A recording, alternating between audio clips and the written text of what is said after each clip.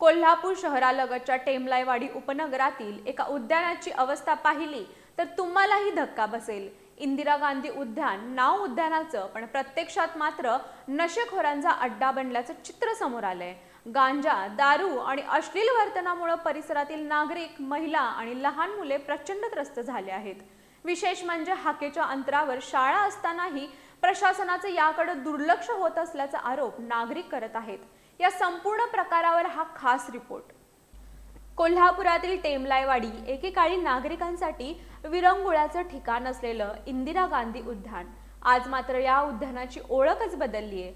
सकाळपासूनच इथं तरुणांची गर्दी, गांजा ओढणे, दारू पिणे आणि इतर नशेचे प्रकार खुलेआम सुरू असल्याचं चित्र पाहायला मिळतं। उद्यानात येणाऱ्या महिला, लहान मुलं आणि ज्येष्ठ नागरिक यांना याचा मोठा त्रास सहन करावा लागतोय।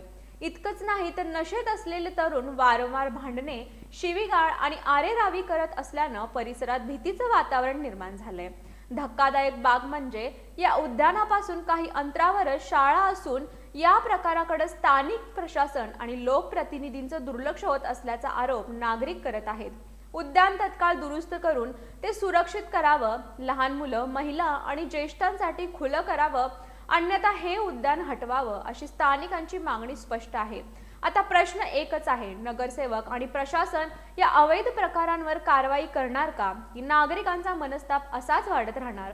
टेमलाईवाडीतील या उद्यानाची अवस्था पाहता प्रशासनानं तत्काळ पावलं उचलण्याची गरज निर्माण झाली आहे। नागरिकांच्या सुरक्षेचा प्रश्न गंभीर बनलाय। या प्रकरणात पुढे काय कारवाई होते याकडे सर्वांचं लक्ष लागलंय।